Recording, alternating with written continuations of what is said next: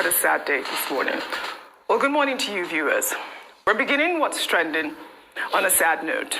Today, the Arise News family mourns the tragic loss of our beloved colleague, news anchor, reporter, and producer, Somtochukwu Christelle Maduagu, affectionately known as Somiee, was taken away from us far too soon at the age of 29.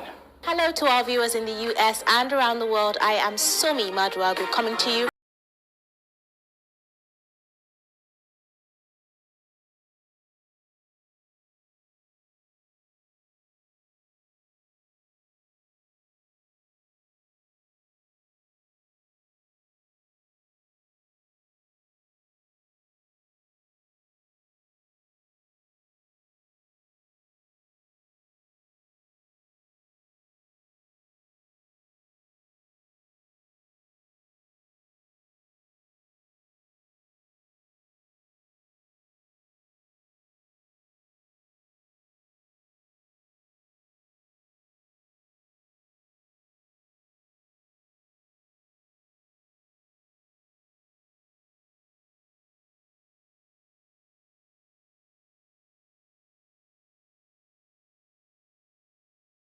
November 26, 1995, Somiee tragically passed away in the early hours of Monday, September 29, 2025, following an armed robbery incident at her residence in Katankwe area of Abuja.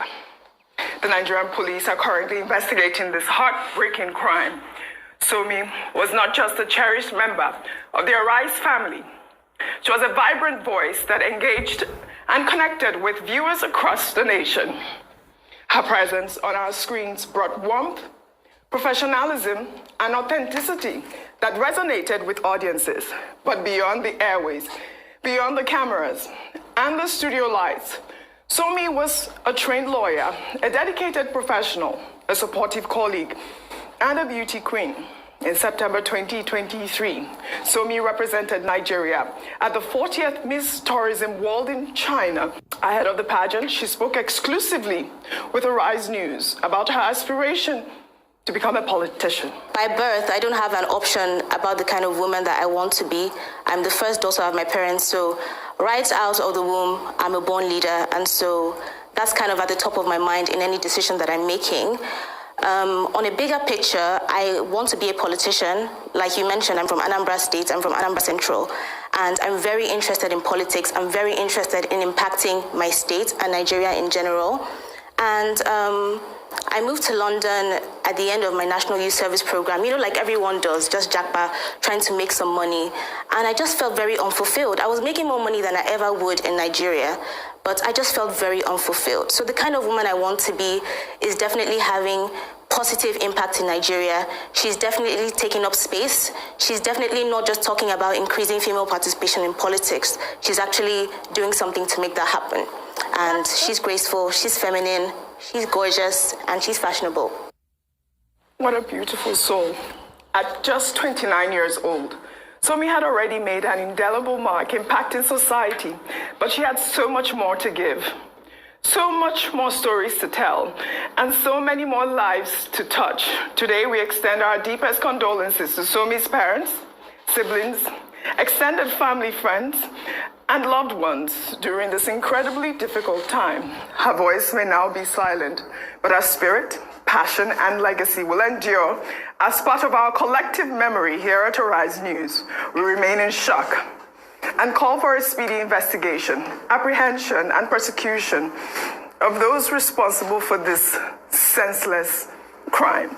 As the Arise News family says goodbye to Somiee, we honor her memory by continuing the work she loved and by demanding justice for this tragic loss. Rest in peace, Somiee. Your legacy lives on in every broadcast, every story, and every heart you touched. Tributes have been pouring in. I'd like for you to help me read this. All right, so the Minister of Women Affairs, Haji. About Nigeria happening to persons.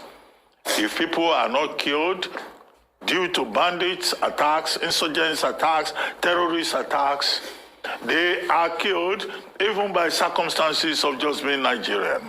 And that's why repeatedly we have said on this table that Nigeria happens to people.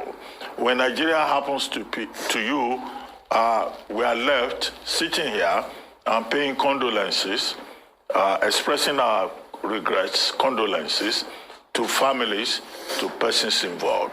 This one has struck home here, and that's why we are all in black, mourning our colleague. It's very sad, it's very unfortunate, but it should be a subtle reminder that the Nigerian government still has a huge task to ensure that every Nigerian can feel safe in this environment. Anybody who comes into this territory called Nigeria can sleep at home. How can somebody be in a home and then armed robbers will go there? We used to say that armed robbery had been eliminated by 419, by petty crimes, by e-fraud, but to see that armed robbers are still actively at work and that Nigeria is returning to the days of Anini and fallen on shore is a very sad development indeed. And I think that President Tinubu should not just take this seriously. He should say, in this particular case, that the authorities, the agencies, should carry out investigations and ensure justice for Somiee. Not because she's one of us, but because every Nigerian life matters. Yes. Whether you are a journalist or you are a cleaner, whoever you are, you have the right to the dignity of life, you have the right to life, and it's the job of government to make sure that we are all safe.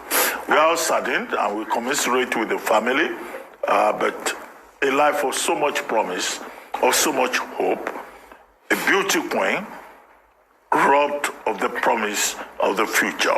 The story is about Nigeria, and it's an unfortunate story. She was taken to Second, Maitama General Hospital. The story you raised about the hospital. Yes, it's called the Maitama General Hospital. Maitama General Hospital. Now, there have been various versions. There are some people who have said, oh, even the security guard died. Why are we just talking about Arise and Co? No, whether it's the security guard or it's Arise family, nobody should die needlessly. Nigeria should not happen to anybody negatively. And then we make the point, we reiterate it, that hospitals, midwives, nurses, doctors, everybody working within that medical space, their primary responsibility is to save lives, beyond even the call of duty.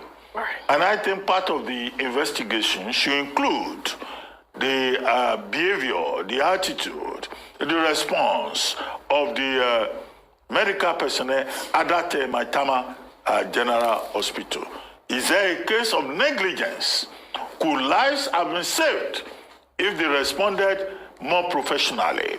These are questions that should be raised. Number three, the investigators, the security agencies, should not rule out any option. All of us have said, oh, the initial report we were given is that this was an armed robbery incident. Could there be other reasons behind this matter? Could this be an assassination? Could this be a case of occupational hazard? But we are saddened because there's no remediation. Life is lost. Hope has been destroyed. And we are all here mourning as a family. Absolutely. Life is lost. Ayo. Ferdinand Duohas, the correspondent I reached out who's done said that, the security guard, which you also mentioned, and alongside Somiee were wheeled. They were not in a stretcher. They were wheeled into the hospital, and they weren't given any treatment because of lack of identification. And by the time the person who had the identification came by to the hospital, Somiee was already taken to the morgue without any sort of communication. Very, very heavy morning. It's been difficult for a number of people to even get through their jobs this morning as a result of the very sad story, sad incident that happened in Abuja.